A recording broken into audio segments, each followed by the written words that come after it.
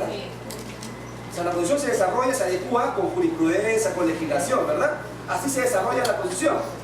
Los tratados internacionales igual se desarrollan con la jurisprudencia, por eso son dinámicos, se desarrollan con la jurisprudencia y se desarrollan con las llamadas observaciones generales. ¿Y qué son las observaciones generales?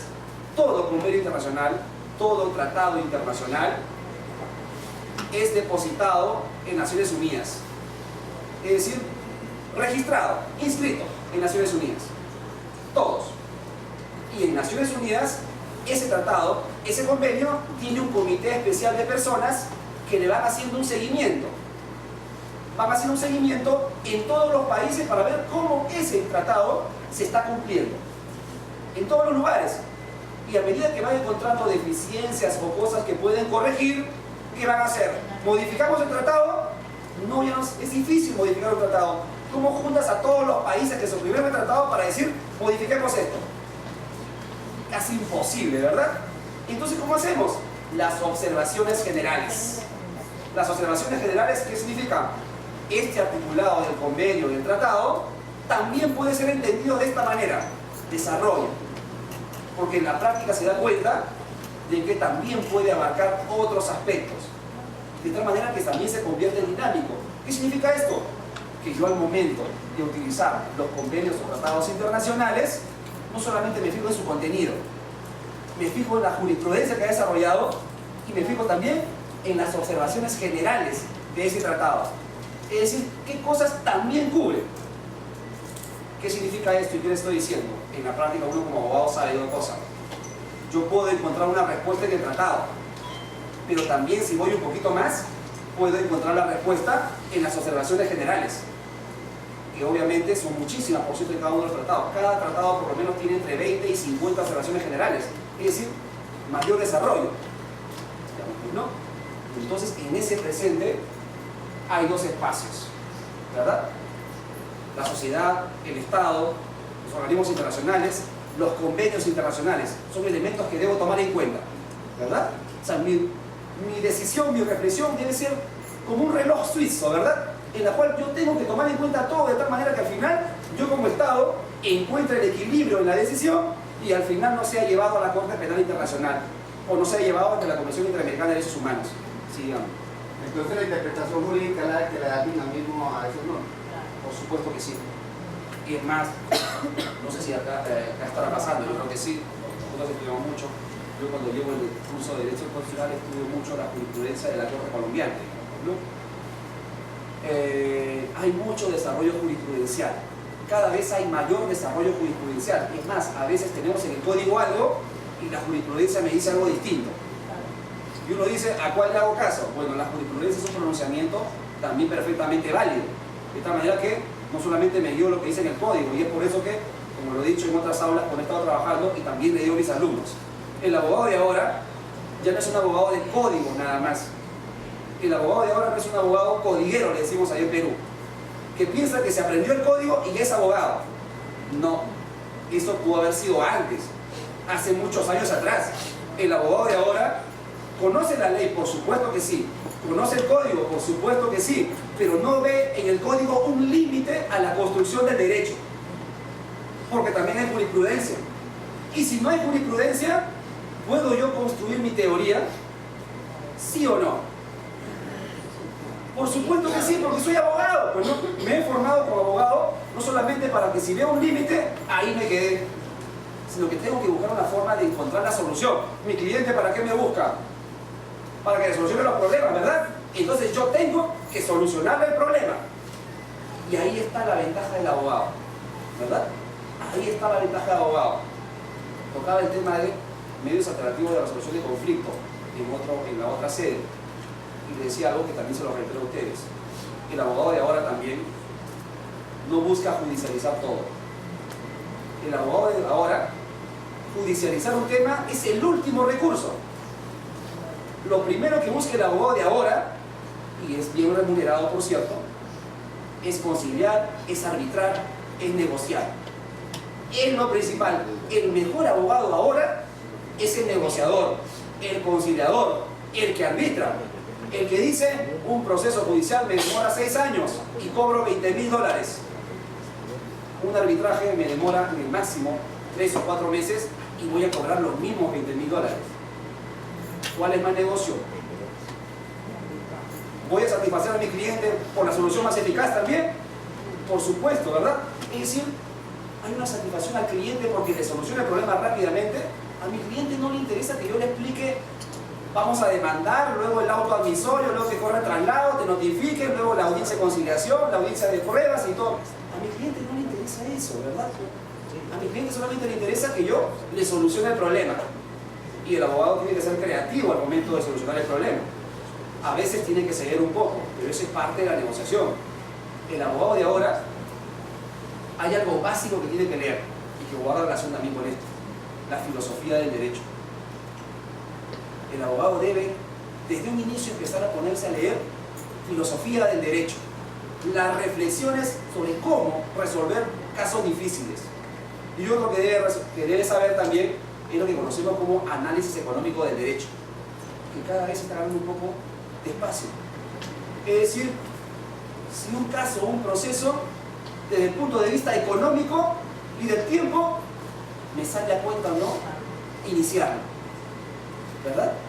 O sea, me sale a cuenta iniciarlo o simplemente no, buscar otra forma de solucionar el problema. Es decir, la filosofía del derecho me ayuda a mí de cosas, a ver el lado que nadie ve, ¿verdad? A ver el lado que nadie ve. Yo les recomiendo una lectura que es un libro clásico, La República de Platón, el capítulo 7, la alegoría de las cavernas. Excelente, ¿verdad? La alegoría de las cavernas. ¿Qué me enseña ahí a mí? A ver, hacer visible lo invisible, ¿verdad? Hacer visible lo invisible. Excelente. Mejor no pudo haberse dicho para los abogados. Los abogados hacemos eso, ¿verdad? Hacemos visible lo invisible. Lo que el común de la gente no ve, nosotros sí lo vemos. Y lo vemos para solucionar el problema. Eso me ayuda a mí la filosofía del derecho. Así de simple, ¿verdad? A veces uno piensa que filosofía del derecho es muy compleja, pero no. Solamente implica un poquito de dedicación, sentarse a leer y paciencia, digamos, pues no. Y lo mejor es, obviamente, es buena hora. Víctimas y victimarios, ¿verdad? En todo proceso de justicia transicional siempre hay víctimas y victimarios. La víctima es la población civil y también los militares, ¿por qué no? Porque los militares también tienen familia, ¿verdad? También responden a alguien, también son seres humanos. Y dentro de la población civil están los desplazados, están las mujeres, están los niños, que obviamente han sufrido y siguen sufriendo en muchos lugares la acción, obviamente, de la violencia. Y por otro lado también están los llamados victimarios. El Estado, por ejemplo. ¿De qué manera el Estado es un victimario? ¿De qué manera un Estado es victimario? Dejando pasar las cosas. No hago nada, ¿verdad? Dejo de hacer. Entonces el Estado se convierte en un victimario al no buscar un mecanismo de solución, a no sancionar, a no perseguir a aquel que viola derechos humanos. O de pronto es el mismo Estado el que viola los derechos humanos, ¿verdad? A través, obviamente, de la milicia, a través de los llamados falsos positivos, ¿verdad?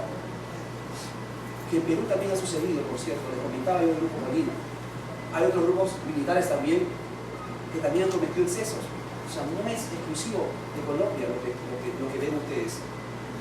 Todos los países que hemos vivido dictaduras, democracias, dictaduras, de la dictadura paso a la democracia, que hemos descubierto lo que ha pasado luego, ¿no? Violaciones de derechos humanos, lamentable.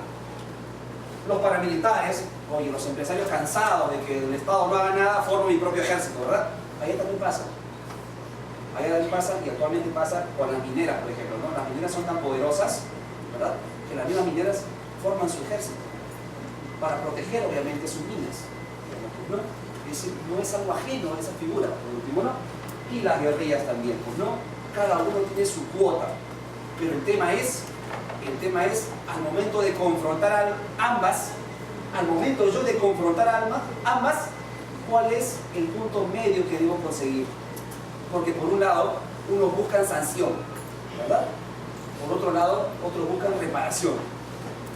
Pero el que es victimario, al momento que negocia, al momento que quiere buscar la conciliación, dice, no me sanciones.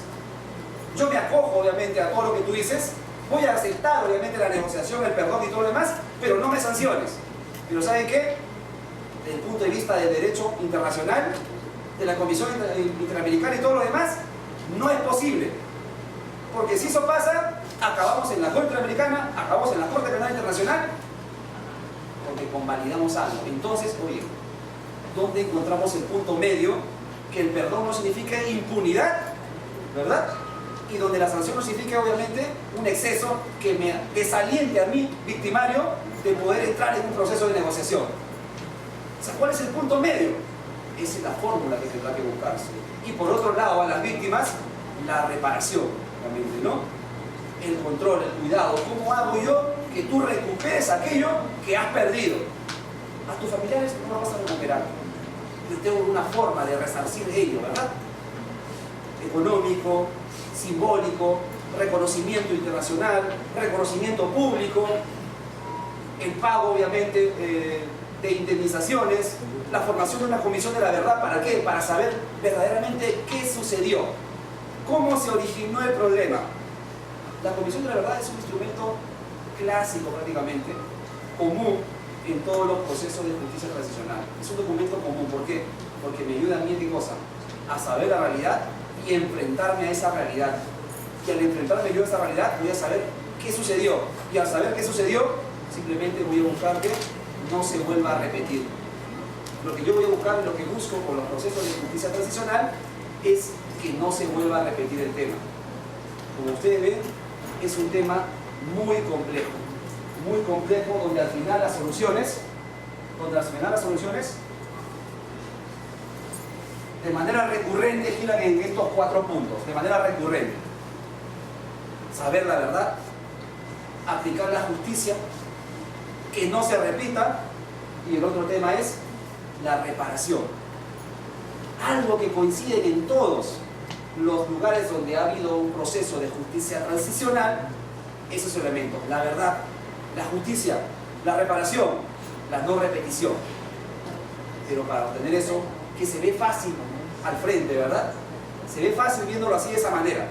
En la realidad, ese mecanismo nosotros tenemos que utilizar para buscar y tratar de encontrar, y ojalá le encuentre nuestros votos para que ustedes puedan encontrar esa paz que tanto merecen, que les permita vivir con la tranquilidad suficiente como ahora nosotros podemos vivir en Perú en esa tranquilidad, a un costo que asumimos, que respetamos y lo vamos a cumplir, pero que no hay como el tema de tener la paz y la justicia social para todos, ¿no?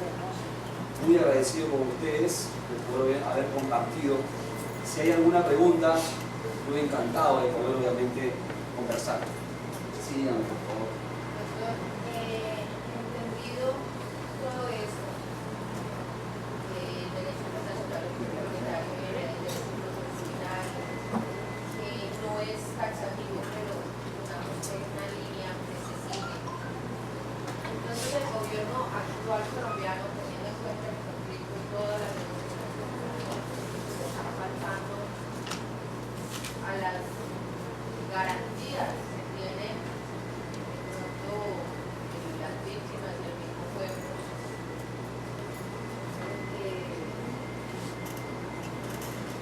para que se haga todo conforme a eso. Ya, lo que sucede, y acá viene la discrepancia, y le agradezco la pregunta por lo siguiente.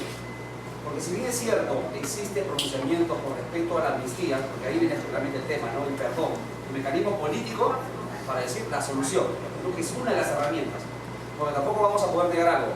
Hay algunos que sí van a tener que ir a la justicia penal. Hay algunos que sí van a tener que ir a la justicia penal. La amnistía dice, la Comisión Americana, en el pronunciamiento de la Corte, en el caso de Barrio Salto, dice respecto a la amnistía: no podrá un Estado, en los casos de violación de derechos humanos o de su humanidad, poder amnistiar o generar autoamnistía. No podrá. Pero por otro lado, existe la Convención de Ginebra, el protocolo 2, creo que es el número, artículo 5 o 6, que dice: bajo ciertas circunstancias se podrá otorgar el máximo de perdón si el valor que se busca es superior. Y el derecho internacional humanitario consuetudinario, que es complementario al derecho internacional humanitario, al Convenio de Ginebra, dice lo mismo. Se puede otorgar el máximo de penas, el mínimo de penas, el máximo de beneficios, si el fin es superior. Pero dice, ¿no? Excepto a los que cometieron los delitos más graves, ¿verdad? Excepto a los que cometieron los delitos más graves. Está haciendo referencia a los líderes, ¿verdad? Y ahí es donde viene el problema, porque el que está negociando, ¿quién es? Es el líder, ¿verdad? Entonces el líder dice, oye, si en la negociación vamos a solucionar este conflicto, digamos, pues no, el conflicto que existe, que de pronto tú no me vas a poder dar a mí porque el derecho internacional humanitario consuetudinario me lo impide. La Convención de Ginebra, el Protocolo 2, me lo impide. Si como yo encuentro el mecanismo, ahí está el punto de, prácticamente, de conciliación. ¿Sí? Luego una pregunta, en este caso, de justicia transicional, ¿cuáles son los mecanismos que se utilizan internacionalmente o penas alternativas que se utilizan para este tipo de casos? Han sido diversas durante el tiempo, ¿no? La naturaleza política, la amnistía, en muchos casos. A través de la ley del borrón y cuenta nueva en Argentina, la ley de la memoria histórica en España, la ley, la Comisión de la Verdad y Reconciliación de Brasil, que no tiene carácter vinculante, es decir, descubro todo, pero ya sé quiénes son, pero no puedo hacer nada, ¿verdad? No puedo judicializarlo. En Chile igual, descubro todo, pero no puedo judicializarlo, porque hay una negociación con los grupos militares. Entonces, las fórmulas son distintas en diversas partes. Pero básicamente lo mismo. Pero básicamente coinciden en lo mismo, ¿verdad? Coinciden en lo mismo. Tener que llegar allá. Entonces, así es, digamos, ¿no? Vamos a tener que trabajar tanto el tema de conciliar todo, pero tener claro algo. Mucho cuidado, ¿por qué? Porque estamos también siendo asesorados ¿por quién? Por la Fiscalía de la Corte Penal Internacional. Y el fiscal de la Corte Penal Internacional que está haciendo seguimiento al caso colombiano va a tener que tener mucho cuidado de decir, oye, Estado peruano, oye, negociadores, oye, guerrilla, ten cuidado, porque hay cosas que no se van a poder hacer. Porque si se hacen van a tener que acabar en la Corte Penal Internacional. Porque los máximos líderes, los máximos violadores, hablando de los líderes, evidentemente, pues no, tienen que recibir sanción. Por eso hay un espacio que dice justicia penal. O sea, hay un espacio que dice justicia penal. ¿Por qué? Porque de todas maneras unos van a tener que sí ser sometidos, salvo que dentro de este acuerdo, en que toda la población y todos decidan que no debería ir nadie. Ahí está lo difícil, ¿verdad? Hasta qué punto yo acepto como víctima o como victimario la propuesta, digamos. Pues, ¿no? Si estoy dispuesto a pasar, a voltear la página y olvidar todo lo que ha sucedido, o si simplemente, ¿saben qué? Para que no se repita, yo tengo, sí, dar la lección. Porque si no doy la lección, quizás se vuelva a repetir siempre. Hasta la palabra. Pero quisiera que nos contara qué sucedió con las personas que, digamos, no eran jefes de las guerrillas, pero que hacían parte de sus grupos. O sea, digamos, ellos fueron penalizados o fueron... Perú, ¿no? Sí, en Perú. Fueron, digamos, penalizados o fueron tratados de una manera diferente, penalizados o, pues, privados de educación, pues... Sí, claro, porque fueron los mecanismos para poder redactarlos. Se diferenció obviamente en el caso peruano los líderes. Los líderes sentenciados a cadena perpetua casi todos. Y ahí tuvimos un conflicto, porque también nos llevaron a la Corte Interamericana porque pusimos cadena perpetua. Y porque nuestra Constitución dice el fin de la pena, resocializar al penado, ¿verdad? Oye, si le pones cadena perpetua, ¿dónde está la resocialización? Nos llevaron a la Corte Interamericana de Derechos Humanos. Hemos ido por todo, pero la Corte obviamente dijo, bueno, nos dijo sí, oye, cadena perpetua no puede haber, corrige ese detalle. ¿Qué hicimos acá? La fórmula, Tribunal Constitucional, Corte Suprema, está bien, vamos a utilizar la fórmula que utilizan en otros países. La cadena perpetua va a existir, ¿verdad? Y la pena va a ser de 40 años en el caso de cadena perpetua. Pero, para cumplir con el fin resocializador de la pena, el penado, después de 20 años, podrá solicitar la revisión de su caso y la resocialización. Y si se demuestra que ha sido resocializado o readaptado, podrá salir libre. En la práctica, ¿verdad? Porque es política de Estado nuestro no negociar con el terrorismo, en la práctica es muy difícil que eso pueda suceder. O sea, nosotros no visualizamos saliendo a Ismael Guzmán, no visualizamos saliendo a Polay, a Morote, a Barrio Nuevo, o sea, no lo visualizamos. Porque sabemos que obviamente, que si en algún momento dijo, cuando lo capturaron, podrán detenerle, pero lo que está acá nunca va a morir, ¿qué significaba? La lección de que, mucho cuidado, ¿verdad? Mucho cuidado. Y con lo demás que hicimos, termino ahorita, la ley del arrepentimiento. Aquellos que confiesan, reducimos las penas, digamos, ¿no? Aquellos que ya están en cárcel, vamos a revisar sus procesos porque de pronto en uno se nos pasó la mano. y se formó una comisión de revisión de los procesos penales de los terroristas. Se formó una comisión que empezó a revisar todos los procesos. Y en ese proceso se dio cuenta que algunos sí eran inocentes y fueron liberados. Digamos que no. Algunos se fueron a la Corte Interamericana para pedir la reparación por el encierro indebido, digamos que no, se les ha otorgado a algunos, digamos que no. Y otros obviamente simplemente decidieron ya no proseguir con procesos penales. Pero esa fue la forma en la cual se buscó obviamente incentivar de que pusieran las armas. Y aparte obviamente que cuando capturamos a toda la cúpula, presentamos a todos ellos y hicimos capitular. ¿Qué negociaron ellos? Las condiciones carcelarias. Porque en ese tiempo a todos los líderes terroristas que capturábamos los llevábamos a un penal, Chayapalca se llama, y el penal de Chayapalca queda en la zona más alta del Perú, en Puno. Y en Puno, en ese penal, durante la noche baja la temperatura a -5 grados. Y entonces mandamos muchos a Chayapalca. Y a los que mandamos a Chayapalca, a este penal, también nos llevaron ante la Corte Interamericana de Derechos Humanos. ¿Por qué? Porque las condiciones son inhumanas, ¿verdad?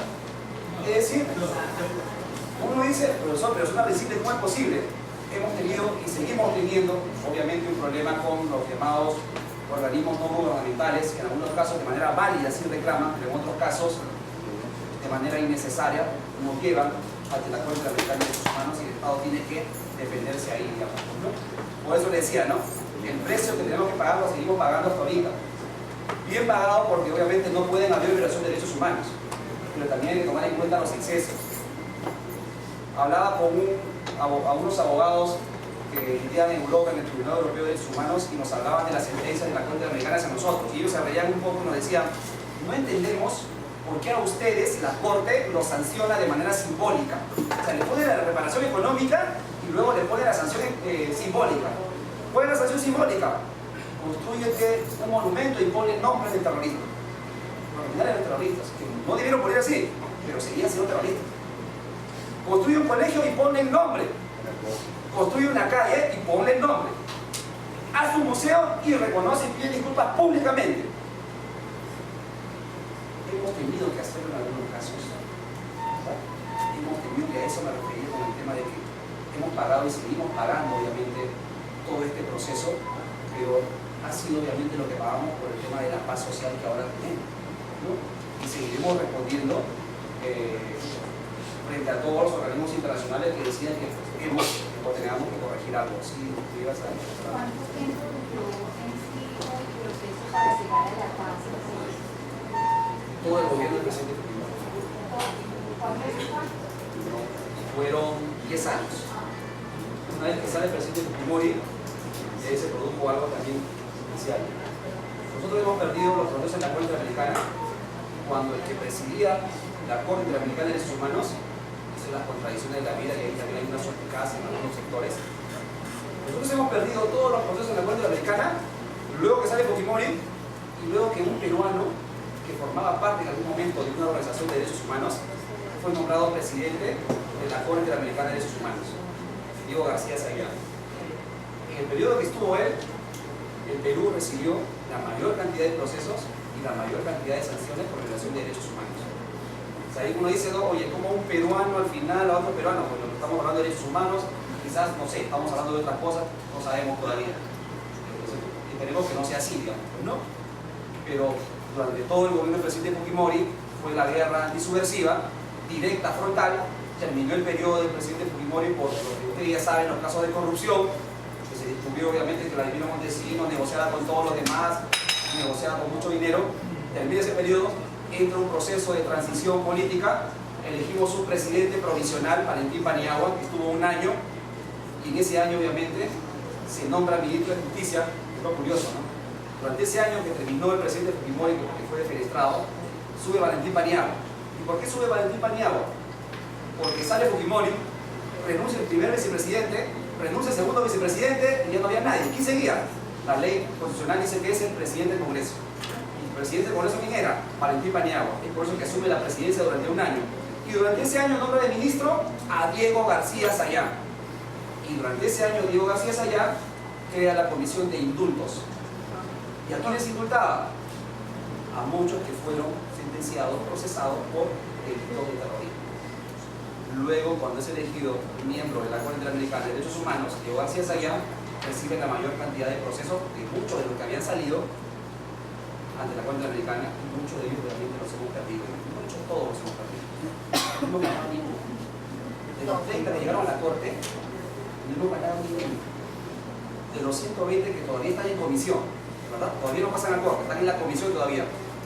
Algunos los hemos negociado, ¿verdad? Porque la comisión te da la posibilidad de cosa, la solución amistosa. Y dentro de la solución amistosa te da la posibilidad, oye, si tú reconoces Estado y el pago de la reparación civil, no vamos a la Corte. Pero si tú no lo reconoces, ahí sí nos vamos a la Corte. ¿Verdad? Porque la Corte Interamericana tiene dos órganos. La comisión, que hace la solución amistosa, revisa el problema y soluciona amigablemente el problema entre la víctima y el Estado. Y si en caso no hay solución ahí, va a la Corte, donde lo ven ya los jueces de la Corte Interamericana. Y ahí obviamente sí la sanción se va a presentar, ¿no? El proceso obviamente fue ese.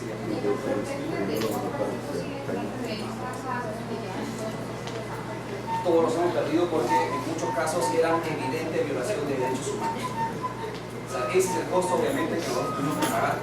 Y en realidad está bien, porque no se puede producir y no se puede convalidar violaciones de derechos humanos, porque si hubiésemos convalidado, hubiese significado ahora que cualquiera lo pudiera volver a hacer, ¿verdad? Cualquiera lo pudiera hacer. Ya están los terroristas, ya está el presidente Fujimori también preso por violación de derechos humanos, aunque el Perú está muy dividido, esta presión está muy dividido, obviamente dice, oye, ¿cómo aquel que pacificó el Perú, que nos sacó de la crisis económica, ahora está preso en las mismas condiciones que lo estaba Ismael Guzmán y Polay Campos, y toda la cúpula terrorista, ¿no? En Perú está muy dividido eso, ¿no? Se habla muchas veces del tema del indulto al presidente y todo lo demás, pero cuando el tema se politiza ya es más complicado. Y durante ese periodo de gobierno del presidente Fujimori obviamente fue una dictadura, se ganó muchos enemigos, ¿verdad? Todos esos enemigos obviamente que ahorita están en el poder válidamente, porque fueron violaciones de derechos humanos, pues decidieron sacar del camino del presidente Fujimori por violación de derechos humanos y obviamente está pagando cadena perpetua de un penal militar y un imagen. Como experto del tema de justicia transicional y lo que estamos viviendo los dando como esos pequeños pasos a una justicia transicional. Perú se dio todo totalmente diferente a lo que se da aquí en Colombia, porque la paz está categorizada como un grupo peligrante. Y hay otros, hay tres grupos más, hay diferentes grupos. Hay diferentes grupos. ¿De qué manera usted ve el proceso de paz en estos primeros pasos? O sea, hay que solamente es con la paz, o hay que involucrar a todos los grupos para poder llevar, como dicen, a una paz completa, porque sería como una paz completa. Así es. Ya ustedes han dado varios pasos, ¿no? O sea, lo de ahora no es lo único que han hecho. Ya ustedes han trabajado en la ley de justicia y paz, ¿verdad? Y dentro de esa ley de justicia y paz lo que se buscaba es llevar a proceso penal, llevar a jurisdicción a todos aquellos realmente que habían sometido y que de pronto se querían acoger a un tema de beneficios. O sea, ya han dado el paso inicial. En algunos casos lo han logrado, porque han habido desmovilización de grupos guerrilleros. Se han desmovilizado, digamos, ¿no? Pero para que sea completa, obviamente, no solamente debe estar obviamente la FARC. Para que sea completa, si en caso hay remanentes, si en caso aún hay grupos que todavía piensan que la forma de solucionar el problema es a través del conflicto armado, del levantamiento de armas, pues también debería haberse la posibilidad de solucionar eso. Si son considerados grupos beligerantes, utilizando las herramientas del derecho internacional. Y si no lo son, tratándolos como lo que son, delincuentes terroristas. En Perú tuvimos un problema a raíz de eso, por ejemplo, ¿no? Por eso nosotros decimos que en Perú no se negoció con los terroristas. El movimiento de revolución de Tupac Amaru, en un evento que se realizó en la Embajada de Japón en Perú, la Embajada de Japón era justo el cumpleaños del emperador. Y en Japón, en todas las embajadas en el mundo, cada vez que es el cumpleaños del emperador, hacen una fiesta, una reunión. Y en el caso peruano no fue la excepción. El embajador de Japón invitó a todas las principales autoridades del Perú a la embajada. Y estuvo ahí, el presidente no llegó, pero estuvo su mamá, estuvieron los ministros, estuvieron jueces de la Corte Suprema, estuvieron parlamentarios, congresistas, alcaldes. Toda la élite política estaba en esa embajada. Y en esta embajada, ¿qué es lo que sucede? ¿Nos encuentra una fiesta? No, no les voy a contar una fiesta. MRTA planificó ingresar ahí y lo logró. Y entró a través de una ambulancia y otro vehículo de traslado supuestamente de comida, se metieron a la embajada y una vez que ingresaron a la embajada, como el control no fue el que debía ser, ingresaron y bajaron 15 guerrilleros del MRTA, rodearon la casa y tomaron por asalto y secuestraron a más de 300 personas. Todos ellos la élite política del Estado peruano. Estaba inclusive la mamá del presidente Fujimori. El presidente Fujimori aún no había llegado. Aún no había llegado el presidente Fujimori, pero se imaginan si hubiese estado el presidente Fujimori ahí, lo que hubiese pasado. Hubiese sido prácticamente un éxito del movimiento de la Revolución Tupac.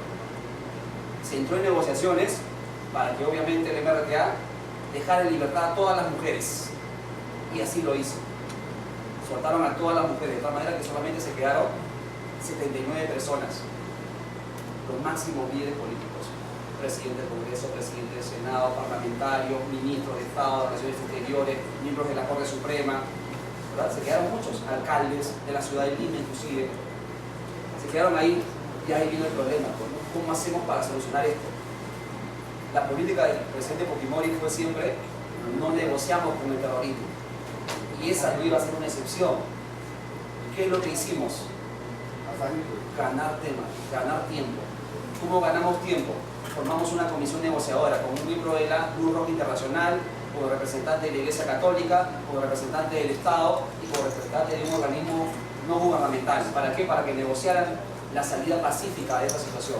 Porque el Estado fue claro, no estaba dispuesto a negociar la libertad de ellos. Pero la negociación entraba, pero había que rescatar a los que estaban secuestrados.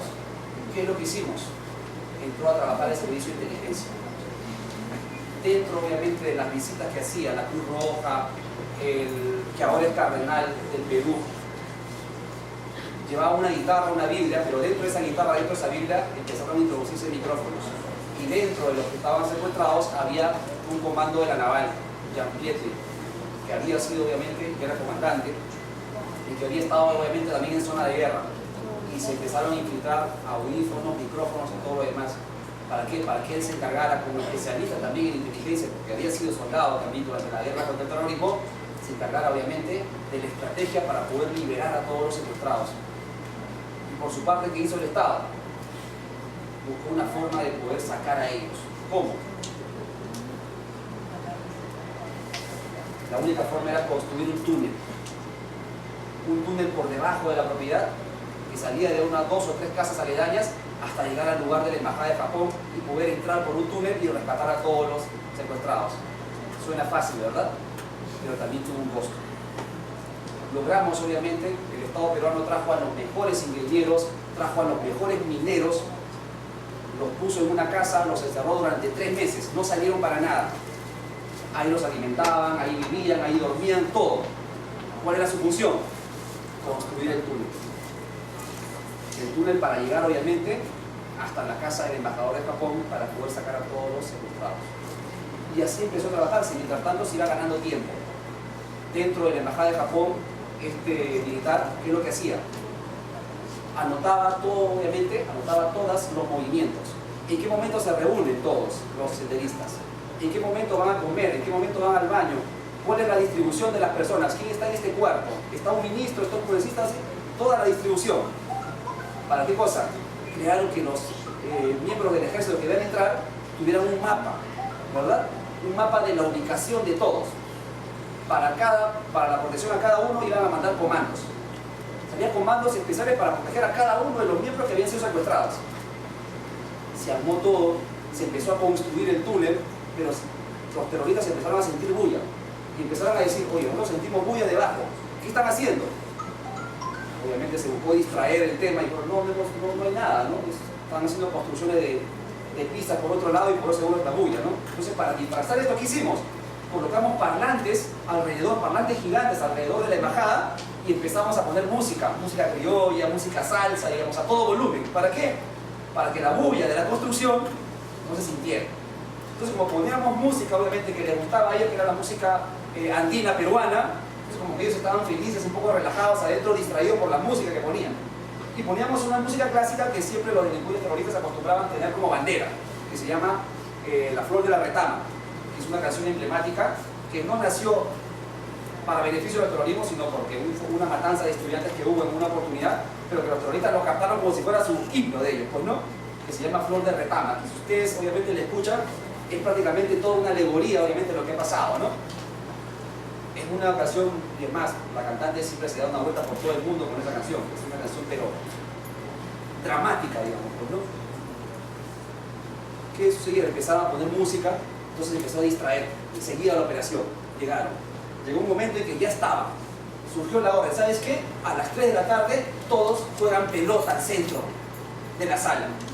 A las 3 de la tarde, en punto, siempre todos juegan pelota en la sala. Entonces ya tuvieron información, el comando que fue denominado el Comando Chavín de Huántar. ¿Y por qué lo llamaron Comando Chavín de Huántar? Porque allá en Perú existe una cultura llamada la cultura chavín. Y la cultura chavín se caracteriza porque tenía construcciones subterráneas. Construcciones subterráneas con túneles de piedra. Entonces decidieron, en honor a la cultura chavín, a los constructores y a los mineros de la cultura chavín, nombrar también a esa operación la Operación Chavín de Huántar. Y a los comandos se les denominó los comandos Chavín de Huántar. Seleccionaron a los comandos de la policía, a los comandos de la naval, del ejército y la fuerza aérea. Juntaron a todos los comandos y el servicio de inteligencia, a lo mejor que teníamos. Hubo una selección, a lo mejor que teníamos lo juntábamos. Llegó el momento, ¿cuál era la clave? Algo así como Gianpietri debería decir Ave María Purísima, y el presidente de la República, que era el que iba a dar la orden, debería decir sin pecado concebido. Esa era la orden para que los comandos Chavín de Huántar ingresaran o empezara la operación. Llega el día, después de casi 4 meses de encierro, 4 meses estuvieron prácticamente encerrados, y se da la orden. Gianpietri avisa Ave María Purísima. El presidente recibe la información sin pecado concebido. El comando que estaba ahí inmediatamente llama a los comandos Chavín de Huántar encargados de la operación y da la orden de ingreso. Avanzan todos los comandos por el túnel y al llegar, ¿qué es lo que hacen? Era la hora, explotan toda la base donde estaban jugando pelota y es ahí donde mueren la mayor cantidad de terroristas, que lamentablemente eran jóvenes entre 17 y 20 años. O sea, quizás jóvenes engañados, ¿verdad? Que pensaban que esa era la forma quizás de hacer la revolución. Creemos que ellos no tenían la culpa de la forma como quizás habían sido, se les había dicho ver las cosas, digamos, pues no. Pero bueno, toda acción tiene consecuencias, ¿verdad? Todo acto tiene consecuencias siempre, buenas o malas, pero tiene consecuencias. Volaron, y una vez que vuelan todos, inmediatamente ingresan los comandos Chavín de Huántar por ese túnel, luego empiezan a caer por helicópteros por la parte de arriba del techo, luego por la parte posterior también habían construido túneles y empiezan a salir por todos lados. E inmediatamente ingresan todos los comandos Chavín de Huántar. Y todos ya sabían las ubicaciones. ¿Cuál ubicación? Proteger a los políticos. Y así sucedió. Salieron todos los políticos, lograron rescatarlos, murieron 3 personas. Aparte de los terroristas, murieron todos. Y que por cierto, por esa actividad también fuimos llevados a la Corte Interamericana de Derechos Humanos. Pero es que hubo ahí ejecuciones. Porque supuestamente, y digo supuestamente porque yo he sido abogado de Comando Chavín de Huántar, supuestamente hubo una ejecución extrajudicial, pero luego se determinó que la ejecución no fue hecha por un Comando Chavín de Huántar, sino fue hecho por un tercero que ingresó de manera posterior, aparentemente quizás siguiendo la misma política del Grupo Colina, quizás. Ingresan y muere uno, muere un vocal de la Corte Suprema, Justi, uno de los mejores vocales de la Corte Suprema, y que era candidato directo para ser el presidente de la Corte Suprema de Perú. Muere él. Y mueren 2 comandos Chavín de Huántar, porque en el intento de proteger a una de las autoridades ponen el cuerpo y reciben toda la ráfaga de balas. Y el otro, al momento de entrar, igual, al momento de proteger a uno, porque su orden fue esa, proteger, poner el cuerpo para proteger a la autoridad. Y ellos cumplieron. Es por eso, obviamente, que en Perú se quiere mucho a los comandos Chavín de Huántar. Y cuando se dio esa posibilidad de que fueran llevados ante la Corte Interamericana de Derechos Humanos, la reacción de la población fue de indignación. Oye, si ellos lograron derrotar al terrorismo, ¿por qué tiene que ser llevados a la Corte Interamericana de Derechos Humanos? Perú incluso vio la posibilidad de retirarse, de renunciar a la Corte Interamericana de Derechos Humanos por ese caso.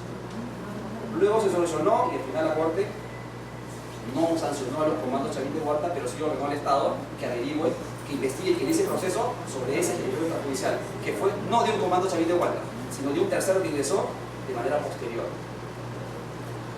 Esa operación es considerada militarmente una de las operaciones militares de rescate más exitosas del mundo y fue reconocida internacionalmente. El presidente subió a todos en un bus, llegaron a todos en un bus y se paseó por todo Lima llevando al hospital a los liberados. Y el presidente de la República Fujimori al pie del bus con la puerta abierta con la bandera peruana. Con la bandera peruana, obviamente, hemos derrotado y hemos liberado a todos. Y todos los secuestrados por las ventanas, obviamente, saludando. Y la población alrededor, porque los habían rescatado, saludando, digamos, ¿no? Y llorando, digamos, ¿no? Porque habían logrado rescatar de una manera limpia, exitosa, derrotar al terrorismo nuevamente y demostrar, obviamente, de que no estábamos dispuestos a negociar con el terrorismo. Ese ha sido prácticamente nuestro proceso, digamos, como les digo, hasta ahora asumimos las consecuencias, pero bueno, así debe ser, ¿no? Porque la violación de derechos humanos no se puede permitir, ¿no? ¿Algo más? Creo que he procurado contarles el contexto nuestro, digamos, y espero obviamente que nos ayude un poquito a reflexionar sobre el tema. ¿No? Profe, dime.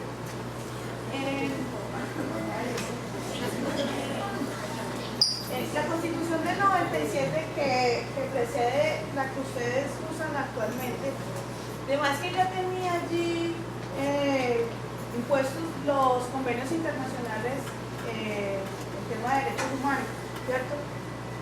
Hacen una, no sé cómo le llaman allí, para hacer una nueva constitución, la del 93. Lo de la toma de la Embajada en Japón sucede en el 97.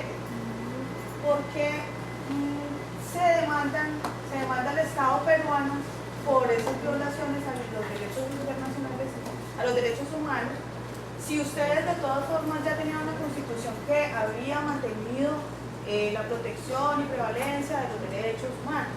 Entonces, ¿por qué allí en esa toma los acusan de violaciones de derechos humanos? A ver, el Perú está suscrito a la Corte Penal Internacional y a la mayoría de convenios a partir del año 80, de tal manera que en la del 79 aún no estaba consignada, porque a partir del 80 he confirmado casi todos. Luego del 79 viene la Constitución de 1993, que sí reconoce todos los tratados como parte del derecho interno y protege los derechos humanos y todo lo demás. Lo que sucede es que, independientemente de que diga en la Constitución y en los convenios internacionales, si existe una violación de derechos humanos, alguien tiene que responder por ella. O sea, exista o no, alguien tiene que responder, porque los delitos de violación de derechos humanos tienen naturaleza imprescriptible ahora, ¿verdad? O sea, no prescriben nunca. Entonces, si dentro de ese proceso, dentro de tu ejercicio de la fuerza pública, tú excediste el ejercicio de lo que la Constitución te dice, porque la Constitución te dice, debes someter a un proceso judicial a aquel que comete un delito, ¿verdad? No te dice elimínalo, ¿verdad? No te dice elimínalo, no te dice mátalo, te dice somételo a un proceso judicial. ¿Qué es lo que pasó en el caso nuestro? Si había uno vivo, si había uno que había sobrevivido, ese uno debió haber sometido a la justicia, debió haber sometido a un proceso judicial para que reciba la sanción de acuerdo al Estado de Derecho. ¿Pero qué sucedió? Se determinó que fue ejecutado extrajudicialmente. Entonces, si es ejecutado extrajudicialmente, ahí sí hay una violación de derechos humanos. Y si el Estado no hizo nada para investigar esa ejecución extrajudicial, el Estado, por omisión a su responsabilidad, porque está obligado a respetar los derechos humanos, porque ha firmado convenios, como no lo hizo, Convención o Corte Interamericana de Derechos Humanos, ¿verdad? Por eso, como ya, porque prácticamente no respondimos, obviamente, en el orden interno a corregir el problema. Por eso nos lleva a nosotros a la Corte Interamericana de Derechos Humanos, en muchísimos casos. Gracias.